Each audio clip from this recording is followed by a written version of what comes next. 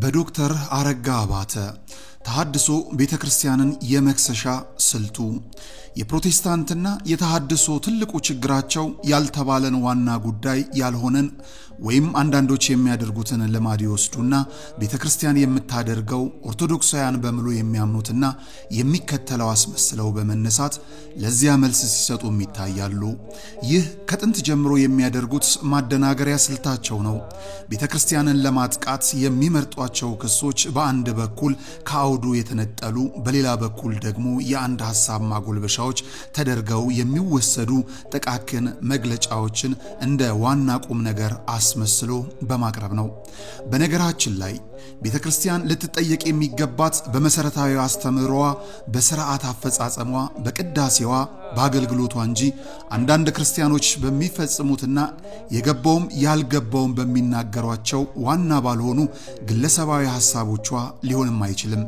ሁላችንም ልብ ማለት ያለብን ነገር ግን ቤተክርስቲያን የምትፈጽማቸው አገልግሎቶች ሁሉም ከድህነት ጋር በአንድም በሌላም በኩል የሚገናኙ መሆናቸው ነው። ለመረዳት ጥረት ማድረግ ያለብን ይህንን ነው። ቤተክርስቲያንን የማይጠቅም ነገር ልትፈጽም አትችልም። ነገረ ቅዱሳን፣ ነገረ መላእክት፣ ነገረ ሰብእ፣ ቅዳሴው፣ ማህሌቱ፣ ገድሉ፣ ተአምራቱ ሁሉም በአምልኮና ከነገረ ድህነት ጋር ይገናኛል። ታዲያ እነዚህ ሁሉ አገልግሎቶችና ሥርዓቶች ከነገረ ሥላሴ፣ ከነገረ ክርስቶስ፣ ከነገረ ምስጢራት ብሎም ስለ ትንሣኤ ዘጉባኤ ካላት አስተምሮ ጋር የሚሰናሰሉ ናቸው። ከነዚህ የሚቃረን ሥርዓትም አገልግሎትም ሆነ የአምልኮ ሥርዓት የላትም። ለሁሉም ባለስልጣኗ ቤተክርስቲያን ስትሆን ስልጣኗ የሚቀዳው ደግሞ ከመሰረቷና ከራሷ ከክርስቶስ እንዲሁም ከሕይወቷ ከመንፈስ ቅዱስ ነው። ምስክሮቿ ደግሞ ቅዱሳት መጻሕፍት፣ ትውፊትና ስነ ፍጥረት ናቸው። ክቡራን ተመልካቾቻችን ተሐድሶ ቤተክርስቲያንን የመክሰሻ ስልቱ ተሐድሶ በተረፈ ተሐድሶች በኩል ለማንሰራራት እየተፈራገጠ ነው ሲሉ ዶክተር አረጋ አባተ የላኩልንን ጽሑፍ እንዲህ እናስደምጣችኋለን። በቅድሚያ ግን በገዳም ሆነው ስለኛና ስለ ዓለም በጾም በጸሎት የሚያግዙን የመነኮሳቱን መልእክት አድምጠን ዳግም እንገናኛለን። አስፈሪው ክረምት አስጨናቂ ወቅት አባቶቻችንን ይፈትናል። መነኮሳቱ ስለ ነፍስ ሲሉ ከበረሃ ጾም ጸሎቱ ሳይከብዳቸው ነገር ግን በባዕት ጦት ተጨንቀው እኛ በምቾት ከቤታችን ሰላማዊ እንቅልፍ እንዴት ይወስደናል? አብረን በባዕት ባንወሰን የሥጋ ድካም ቢበረታብንም እኛ ሰርተን እንዲባረክ ያገኘነው እንዲበረከትልን ምጽዋታችንን ለገዳማውያኑ እንላክ። መነኮሳቱ ደግሞ የላክነውን መባችንን መድኃኔ ዓለም እንዲቀበልልን በፊቱ እንዲመዘግብልን ጸሎት ያደርጉልናልና የሙታንሳ አባቶቻችንን በዓት ስለ መድኃኔ ዓለም ስንል አብረን እንጨርሰው። ቀደም ብሎ ከጀመርነው ስንቀጥል ለሁሉም ባለስልጣኗ ቤተክርስቲያን ስትሆን ስልጣኗ የሚቀዳው ደግሞ ከመሰረቷና ከራሷ ከክርስቶስ እንዲሁም ከሕይወቷ ከመንፈስ ቅዱስ ነው። ምስክሮቿ ደግሞ ቅዱሳት መጻሕፍት፣ ትውፊትና ስነ ፍጥረት ናቸው። በጠቅላላው ኦርቶዶክሳዊነት በመልአት በመረዳት በሚቀበሉት ሙሉ እውነት እንጂ የወፍ በረር አጉል ልማዶችን ወስዶ ቤተክርስቲያንን ለመክሰሻነት የምንጠቀምበት ወይም የምንመጻደቅበት ግማሽ እውነት አይደለም። የፕሮቴስታንትና የተሐድሶ መሰረታዊ ችግር የሚመነጨው ይህን የሚያንሸዋርር እይታ ነው። ይህን ሸውራራነት የሚገልጸው ደግሞ ክርስትና የሚጠይቀውን ተጋድሎ ወይም ገድል ለመሸሽ ከሚፈልግ ማጭበርበሩ እየተነሳ ነው። ባጭሩ በአዲስ ኪዳን በክርስቶስ ስለሆነው ድንቅ ማዳን ስለከፈለልን ካሳም ስንናገር ክርስቶስ ያዳነን እኛን ማድረግ ከማንችለውና ከአቅማችን በላይ ከሆነው እንጂ እኛ ማድረግ ከምንችለው ገድል፣ በጎነት፣ ፍቅርና መልካምነት ምግባራት ሁሉ ርቀን አንዴ ስለጸደቅን ምንም መስራት አያስፈልግም ብለን እንድንዘረፈት አለመሆኑንም ቤተክርስቲያን ታስተምራለች። ቅዱስ ወንጌል የሚነግረን የሚወደኝ ቢኖር ትእዛዜን ይጠብቅ፣ ራሱን ይካድና መስቀሌን ይሸከም በማለት ነው። ይህ ነው ገድል የሚባለው። መልካም ሥራ፣ ምግባር፣ መከራ የሚባለው ይህን የመሰለው ጥባትን የሚጠይቅ አገልግሎት ሁሉ ነው። እንዲያው ክርስቲያኖች የተጠየቁትን ዓለሙን ትተው እርሱን ይከተሉና ይመስሉት ዘንድ እንጂ በዓለም ያሸበርቁ ዘንድ አይደለም። ሰዎች ዘላለማዊን መንግስትና ጽድቁን ሲሹ ሌላ ሁሉ ይጨመርላቸዋል ነው የተባለው። ገድል ትሩፋት ማለት ይህ ነው። መልካም መዓዛ ያለው ስነ ምግባር ማለት አስቀድሞ ጽድቅና መንግስቱን መሻትን ያንንም በመታመን መገለጥ ነው። ቸር የሚያሰኝ ይህ ነው እንጂ አይ ክርስቶስ ስለሞተልኝ አንዴ ስለጸደቅኩ ስራ ገድል ትሩፋት የሚባል ነገር አያስፈልገኝም ብሎ መኖርም ሆነ መስበክ አይመለከትም። ይህን መሰሉ የተሳሳተና በመላእት ያልሆነ ምልከታ ከቅዱስ መጽሐፍት የወጣ ምስክር የማይገኝለት ዘመን አመጣሽ ትምህርት ነው ተሐድሶና ተረፈ ተሐድሶች የሚያቀነቅኑት። የተረፈ ተሐድሶ ትርፍ ጩኸት። ይህንን ጽሑፍ ለመጻፍ ያነሳሳኝ ሰሞኑን አክሊለ የሚባል ልጅ በቴሌግራም ላይ ያስቀመጠውን ተአምረ ማርያምን መስማት ስጋ ወደሙን ከመቀበል ጋር ይስተካከላል የሚለውን የተሐድሶ ጩኸት፣ በተጨማሪም ስለ ቅዱሳን ቃል ኪዳን የተሳለቀውንና ታሪኩ አበራ የሚባል ሰው አንዳንድ ወገኖቹን ዕውቀት ከማጣት የተነሳ ከኢየሱስ በላይ ለመላእክት የተለየ ክብርና ከፍታ ሲሰጡ እንመለከታለን። እንዲህ አይነቱ አመለካከት ሊታረም ይገባል በማለት ከረጅም ማብራሪያ ጋር የጻፈው አሉባልታ ተመልክቼ ነው። ሁለቱም ኦርቶዶክሳውያን ነን የሚሉ ነገር ግን ቤተክርስቲያን በተደጋጋሚ በተሐድሶአዊና በፕሮቴስታንታዊ ጉንተላዎች ሲከሱ የሚታዩ ሰዎች ናቸው። ከድርጊታቸው መታዘብ የሚቻለው ውስጥ ሆነን ኦርቶዶክስ ነን ብለን ማደስ አለብን ከሚሉ ወገኖች መካከል መሆናቸውን ነው። እነዚህ ሰዎች ተሐድሶ መሆናቸውን የማይቀበሉ ስለሆነ ስማቸውም ተረፈ ተሐድሶ ይባላሉ። ተሐድሶነታቸው ልቡጥ ነው። በትምህርት ስም በጠራ ዶግማ ስም ነው የሚያቀርቡትም። ክሳቸውም ቤተክርስቲያን ግለሰቡም ሆነ የተጨባጭ ያልተጠሩ ነገሮች ስላሉ ብዙዎች ዋጋ እየከፈሉ አስመስለው በማቅረብ ከዚያም የምትሳሳትና ኩላዊት ያልሆነች አድርጎ ማሳየት ነው። ለአንድ ቅዱስ ተስካርህን ያወጣ በስምህ ለለመነ ለሺህ ትውልድ እምርልሃለሁ የሚል ቃል ኪዳን ከፈጣሪው ተሰጠው መባሉን የአንድን አማኝ ሕይወት የሚቀበልበት የሚሳለቅበት ምክንያት ምን እንደሆነ ሲያብራሩም አታያቸውም። አክሊለ የሚባለው ልጅ ግን ሰሞኑን በዚህ ቃል ኪዳን ሲሳለቅም ነበር። ጥያቄው አምላካቸው የሰጣቸውን ቃል ኪዳንና እምርልሃለሁ ያላቸውንም ትውልድ አበዛው ነው ወይስ ጨርሶ ቃል ኪዳን መግባት የለበትም ነው እያሉ ነው? ሁሉም ትውልድ ይማር 1 ሚሊዮን ትውልድ ይህ የፈጣሪ ሥራ እንጂ አንድ ግለሰብ የሚያሳስብና ሕይወቱን ፈተና ውስጥ ሊጥል የሚችል ጉዳይም አይደለም። ይህ የፈጣሪን አሰራር አለማወቅ ነው።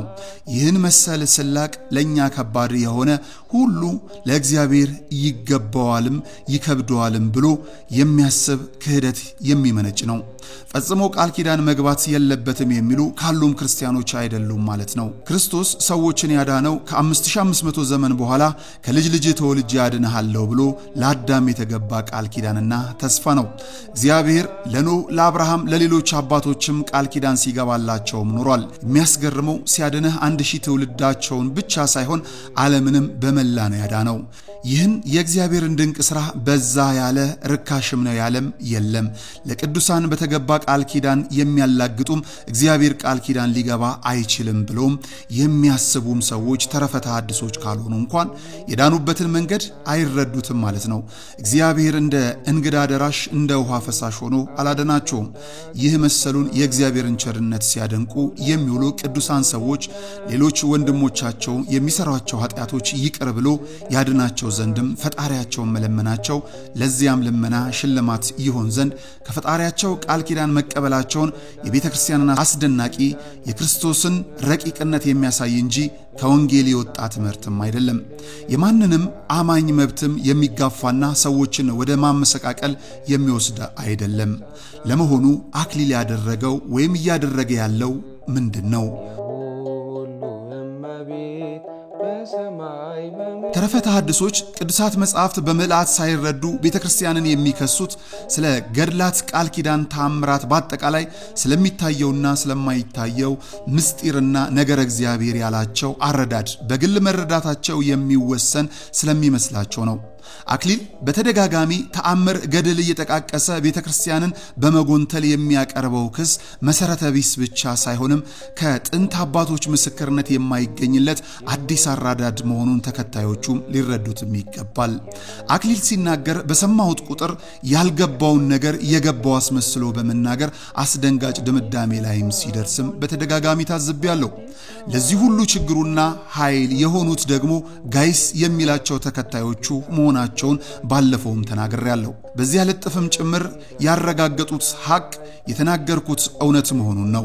አክሊለ ከቤተ ክርስቲያን ውስጥ ትክክል የሆነውን ከጥንት አባቶች ምስክርነት የምናገኝለት ብቻ በሌሎችም አብያተ ክርስቲያናት የሚከናወነውን ብቻ ማመን እንችላለን፣ ይህም ድህነታችን ላይ ችግር ያለው አይመስለኝም በማለት በመሰለኝና በደሳለኝ የሚናገር ደፋር ልጅ ነው።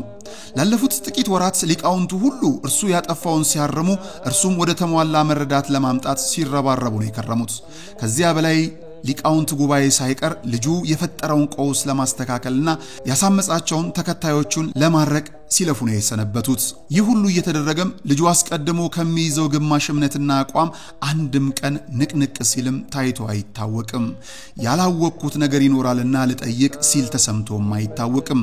እርሱ ከሚያውቀው ውጪ ያለውን ሁሉ በተደጋጋሚ በጥንት ቤተ ክርስቲያን የማይታወቅ ሎካል የአባቶች ስህተት ወዘተ አድርጎ ለማቅረብ ሲሞክርም ይታያል። በአጭሩ የጎሉን ቋሚ እየቀያየረ ነው የሚከሰተው በተደጋጋሚ እንጂ ወደ ቤተ ክርስቲያን መረዳትም ሲቀርብ አይታይም። የሚያሳዝነው አመለካከትህ ስህተት ነው፣ ረጋ ብለህ ተረዳ፣ ቤተ ክርስቲያንን እወቅ፣ አንድ መጽሐፍ ብቻ አንብበህ ለድምዳሜ አትድረስ የሚሉትን ሊቃውንት አባቶች ሁሉ ወይ ቀላይ አድርጓቸው ወይም ዱርዬ ቃላት እየተጎነታተለ ለመንጋው ስድብ እሱ ረገጣ ለሚለው ብልግና ዳርጓቸዋል። በሚደረጉ ውይይቶችም ለመምህራን ያለውን ንቀት ቢያንስ በሁለቱ ውይይቶች ላይ ተሳትፌ ለመታዘብም ችያለሁ። ይህንን ስለሚፈሩ ይመስላል ሲያግዙት የነበሩ አባቶች በጥፋቱ ሲቀጥልም ጭምር አሁንም እየተውት ናቸው። ባጭሩ ልጁ እያደረገ ያለው ቤተክርስቲያንን ማረም ይችላልው በሚል ትዕቢት ባልታረመ የቃላት አጠቃቀሙ አባቶችንና መምህራንን የማይሰሙና የማይታዘዝ ትውልድ መፍጠር ነው። ይህ አደጋ ነው። ይህንን ተረፈ ተሐድሳዊ ሐሳብ ሳይቃጠል በቅጠል ማጥፋትም ያስፈልጋል።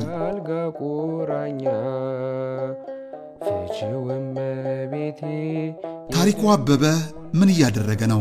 በዚህ ሁሉ ቀናት ወደ ቤተ ክርስቲያን ከተተኮሱ ተረፈ ተሐድሶች መካከል ሌላኛው ታሪኩ አበራ የሚባለው ግለሰብ ነው። ስለዚህ ግለሰብ ስሰማ የነበረው ያኔ በጋሻውና ቡድኑ ቤተ ክርስቲያንን በሚያምሱበት ወቅት የቡድኑ አባል በነበረበት ጊዜ ነው። ትናንት ደግሞ የሆነ አደናጋሪ ጽሑፍ ጽፎ ሰዎች ልከውልኝ ሳላያሳልፌ ነበር ይላሉ ዶክተሩ ጽሑፋቸውን ሲቀጥሉ። ዛሬ የቀሲስ ዲበኩሉን ጽሑፍ ሳይ ነው ሰውየው አሁንም እንደ ቤተ ክርስቲያን አባል የሚቆጠርና ተሐድሶነቱ አስቀጥሎ ያለ መሆኑን የተረዳሁት። እኔ ያነበብኩትና ሰሞኑን ስለ መላእክት የጻፈው ባጭሩ እንቶፈንቶና ልብ ወለድ አለ። መነሻ ላደረገው ሁሉ መዳን ይወርስ ዘንድም ስላላቸው ለማገዝ የሚላኩ የሚያገለግሉ መናፍስት አይደሉምን?